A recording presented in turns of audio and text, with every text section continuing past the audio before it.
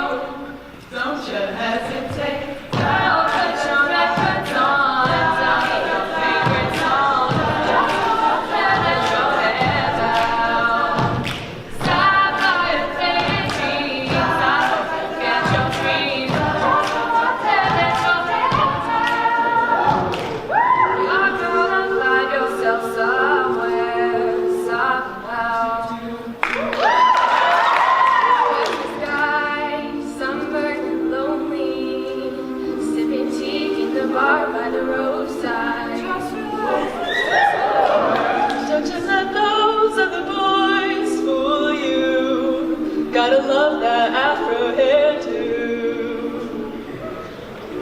Maybe sometimes we got it wrong, but it's alright. The more things seem to change, the more they stay the same. Don't you hesitate, girl, put your back on.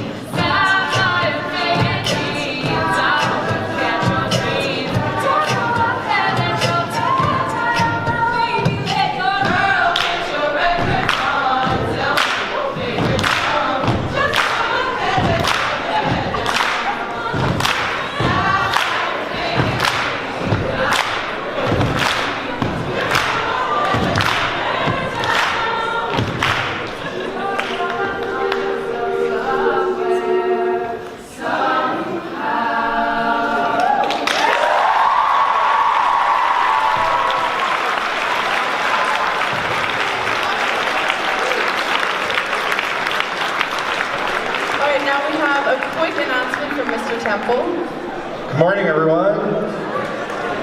Big congratulations and thank you and a shout out to all the members of the community that were in the dance concert this weekend.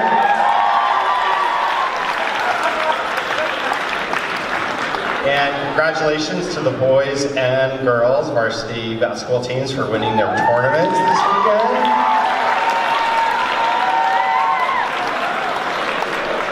And welcome back to all the faculty and the students who went to the People of Color Conference and the Student Diversity Leadership Conference.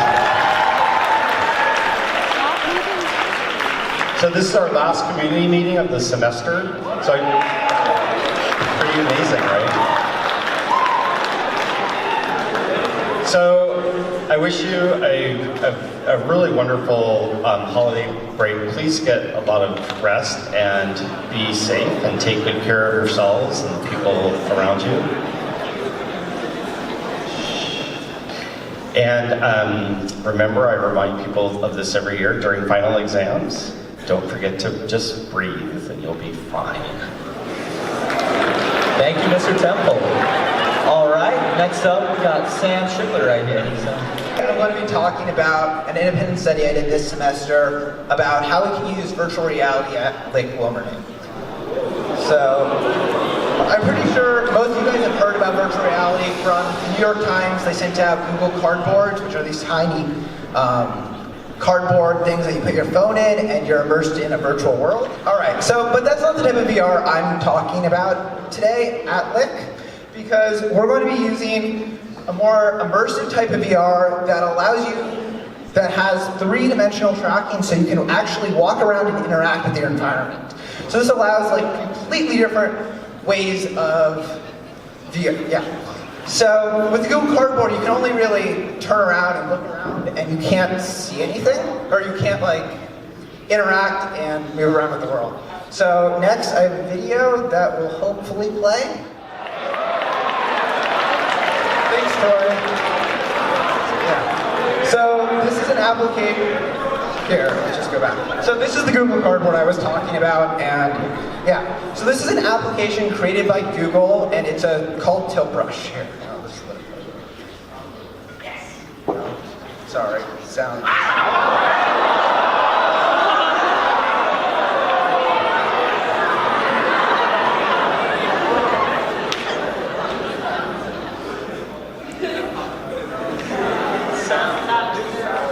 Okay. Well, so I can just narrate it, it's fine. So this is somebody wearing the HTC Vive, and basically what it allows them to do is draw in 3D instead of, they're not limited to 2D canvas, they can walk around and design dresses, and yeah. Display without.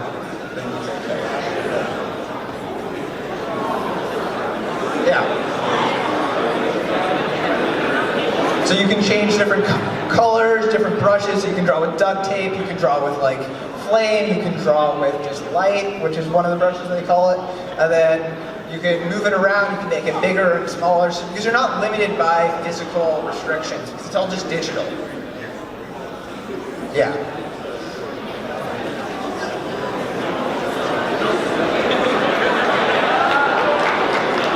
Okay, so backtracking a tiny bit.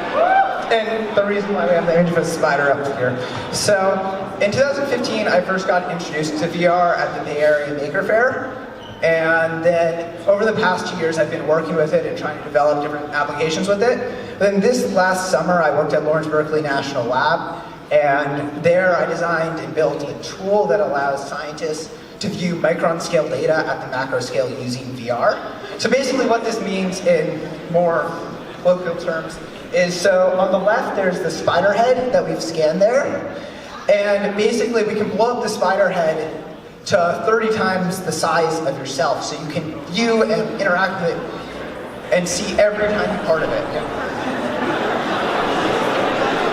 So now going into how virtual reality works, and specifically how the HTC Vive works. So if you see these two, they're not sensors, they're just lighthouses, and all they do is they project an infrared grid of dots onto this play area, And then on the HTC Vive and the controllers, there are tiny infrared sensors that then it can then use to position it in 3D. Yeah. So now going into like where we can use it at Lick. So one use is in the TechArts program where we can design in Rhino, except in VR. Another use is in film. It unlocks a new medium of 360-degree video. And then in A&P, I hear you guys have to memorize tons of different, like where all the bones are and all the muscles are in the body. So another use is you can pull apart a human body and see where every single bone and muscle is in there with labels. Another use is for the architecture program is you can use VR to view your buildings before they're built. And another part, we can use VR to view the new building that's going to be built over there before it is built. So we can walk around it and see where the classrooms are and yeah. So another use is you can use it to explore the world. This is called Google Earth VR. Basically Google Earth, except in VR.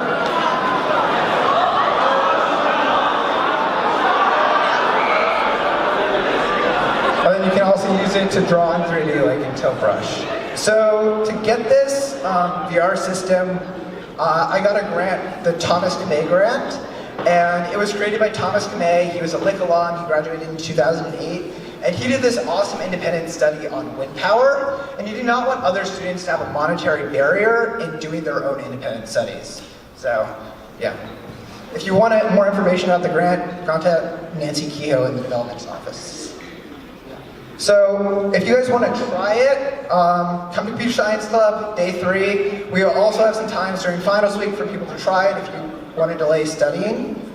And then we're hopefully going to have a long-term station in the library for other people to try it. So next, I'm hoping to do a demo. I would like Elliot Smith to come up.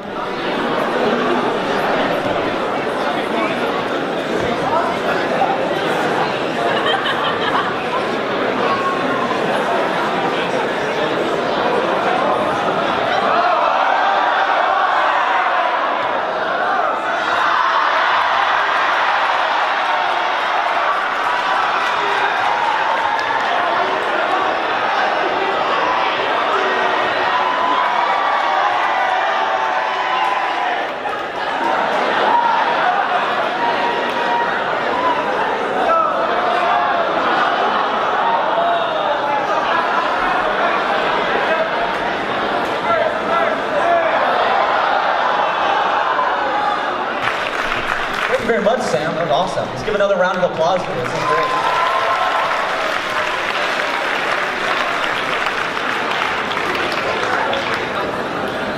Next up, Namir.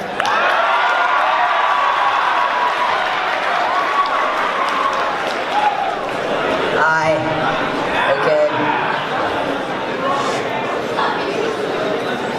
Today I'm going to be talking about machine learning because it's all around us. It's in your phones, it's in everything, and a lot of people don't really know what it is, but they do talk about it a lot.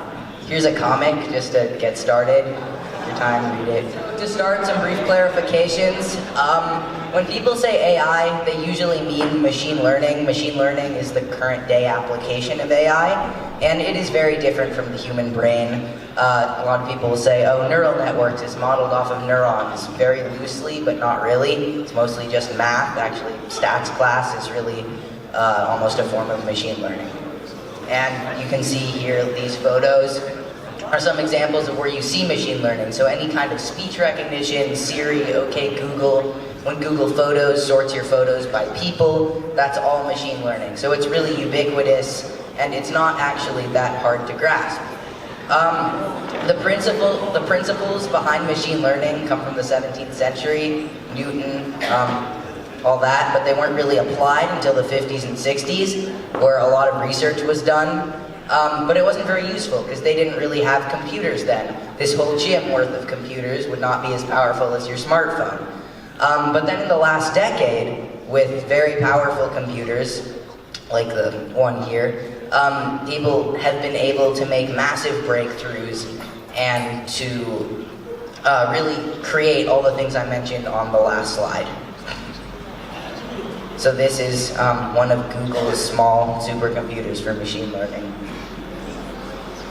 So what is machine learning? The goal of machine learning, don't worry, there's pictures coming too. The goal of machine learning is to predict an outcome based on input data. It's like if you get the pixels of an image, you predict, is this a dog? Is this a cat? Is this a person? Is it a slug? So then, there are 3 types of machine learning: supervised learning, unsupervised learning, and reinforcement learning. I'll mostly be talking about the first one because it's easiest to understand.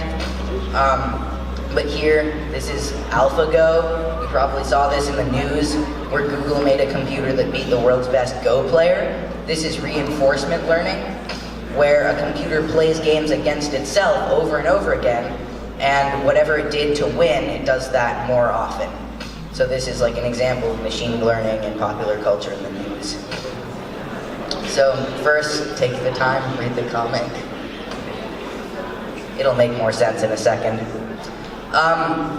So again, this is about how supervised learning works. Is the computer will take some input data, like the pixels in your image. It'll make a guess as to the output. So it might guess, oh, I think it's a dog. But you would have the image labeled, let's say, as a cat, because it was actually of a cat. The computer checks how wrong it is and makes small changes and tries again and again, millions of times. Computers are much stupider than humans. They need to do it many more times to get things right, which is why this pile of linear algebra thing sort of makes sense. You have your inputs, your outputs, and you mix everything around until it works. This is a lot like the way people learn. If I'm trying to learn how to throw a ball far, I take the ball, I throw it, I look and I see it's only gone 1 foot. So then I need to pick up the ball and try again and again, and it'll go a little farther each time. And I would do whatever works more often. So here's the structure of a neural network. This may look complicated, but I'm just going to go over it briefly and simply. So as I said before, you have your inputs. They are multiplied by 2 numbers called weights, which are adjusted over time to get better results. You add yet another of these numbers, a bias, ignore the activation part, and then that will result in an output. So classifying, is it a dog or a cat, or something like that. You might recognize this is really similar to just y equals mx plus b, which is why this is really just drawing a line through a bunch of data points. This is a much more complicated structure of a neural network, where each little bubble is just one of the previous image I showed. So let's take an example. Let's predict my height based on my parents' heights. Let's say my mom is 5 feet tall, my dad is 4 feet tall, and I am 6 feet tall. We're going to put our weights at 5 and 7. So in a neural network, you just arbitrarily assign weights and biases at the beginning, and then it adjusts them to get better results. So these predictions are going to be in feet. The inputs are going to be 5, 4, my parents' heights. So then you have 5 times 5, the first weight, times the first input. 4 times 7, second input, times second weight, plus 4. I am not 53 feet tall. That would be rather uncomfortable in here. So you might see that these weights and biases would need to be much, much smaller for this to actually work. So machine learning algorithms will find out how wrong they are. You would give it that I am 6 feet tall here, and it would reduce these weights to give a better result. Now, if we had a data table of everyone's parents' heights and heights at Lick, you could very easily train a model like this to act. So briefly, how I got into machine learning, I started programming, I heard about it, and then there's a lot of resources online, read a bunch of articles, took a course on Coursera, and I think that while machine learning may seem very abstract, it is definitely accessible in high school. And if you're interested, you should research it, and you can do it. So what I originally intended to give this presentation on was natural language processing. Now I realize that that is very specific, a subfield within machine learning, and was not particularly relevant, but I will speak about it briefly. So this is really teaching computers how to write and speak. So you know when your iPhone suggests the next word that you might want to write? That is natural language processing at a very simple level. And the great thing about this is looking from the perspective of supervised learning, you need training data. And all the text on the internet can be training data. Just like how when we learn how to write, we read, we look at other people's writings and try to copy examples. A computer can look at gigabytes and gigabytes of writing on the internet to learn. The basics of how this works is it looks at every previous word it has written and predicts the next one. I don't see why this is so funny, but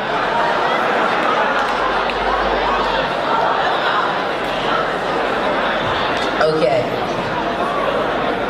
Long short-term memory networks, I'll just call them LSTMs because that's quite a mouthful, are the way that this is usually done today. I built one, I was going to present it, my computer sort of malfunctioned and it is now too slow to run the program. But I do have examples of other people's. Here is where an LSTM, based on examples of Shakespeare text, tried to write some Shakespeare. It doesn't make a lot of sense, but it is sort of grammatically correct and in the style of Shakespeare. Here's a Wikipedia article. And here is a mathematical proof it wrote.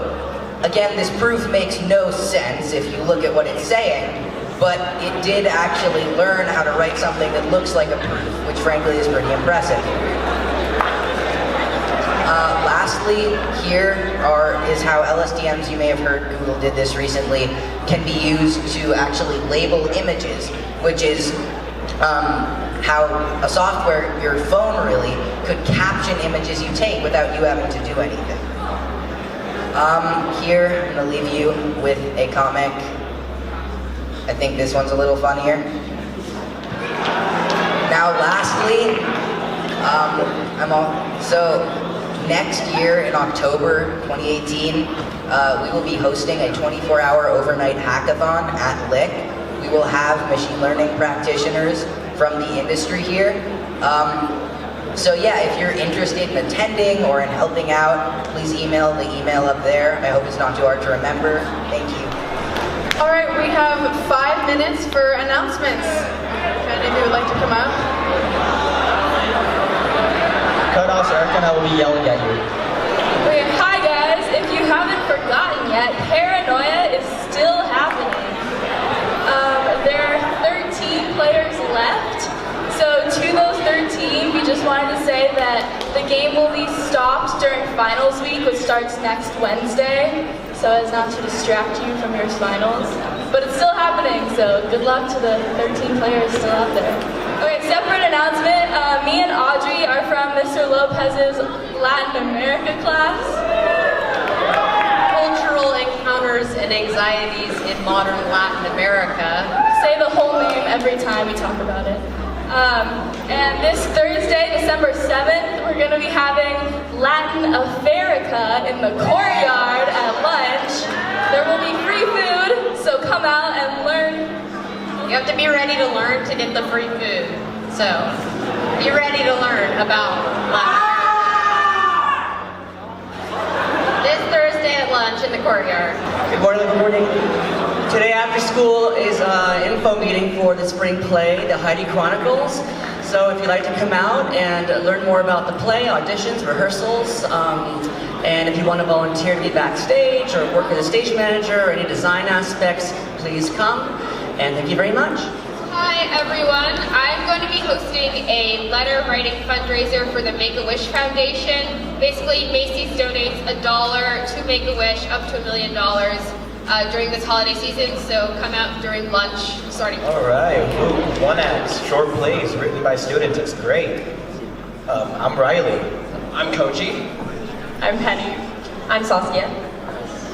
Wednesday, after school, we will be having an info meeting for writing submitted one acts. If you're interested, have a writing workshop. On Friday, just come out, it's gonna be fun. One act! This Friday, we also have community build, and so that means we're gonna have a faculty, staff versus student volleyball intramural here in the gym during lunch. So if you want to come out and play against your teachers, make sure to come to that. And separate announcement. On Thursday, Asian Club's having another tea pump sale. And this time, proceeds are going towards North Bay Fires. And so make sure to grab yours before they run out. Thank you. Hi, I'm Olivia. This is Ryan. We run the surf club. If you guys want to surf with the school or want to learn to surf, we're having info sessions in the bio room today at lunch and Thursday at lunch. We're also going to be having a free raffle if any of you guys want some free surf gear. Hi, I'm Tubia. And I'm Helen. And on Wednesday we'll be having a JSU meeting and we're going to be having a Hanukkah party. So that'll involve, we're going to be playing dreidel, there'll be gelt, there's chocolate coins, and we'll have donuts. StuCo, Jolly Donuts. Come out Wednesday lunch, room A. Hi, my name's Annette. I'm Sabrina. We are two of the leaders of LWOW, and tomorrow at lunch in room A, LWOW is hosting Miss AP. She's going to be teaching us about the history of feminism. Please come out, she's very excited, and we would love to see you all there. Hi everybody, I'm Maya. I'm Sarah. We have an open house this Saturday. Yeah, we had a great open house yesterday, and we need more volunteers for this Saturday. So please sign up. There should be a link in an e-tiger. Thank you. Hi, I'm David. If you want to de-stress before finals, this week, Goofy Club will be painting aeroponic towers outside the drawing and painting room during tutorials and matches. Thank you. Hi, we have two different mural initiatives going on right now that need student volunteers. You don't have to know how to paint, but during all lunches and tutorials and Tuesday and Friday after school, I will be in the art room if you want to learn how to paint or help. Thank you. Okay guys, finals are coming up. If you want a quiet place to study, be sure to check out the silent study space in room 13 at tutorial. Unfortunately, we are out of time because you need to get to class.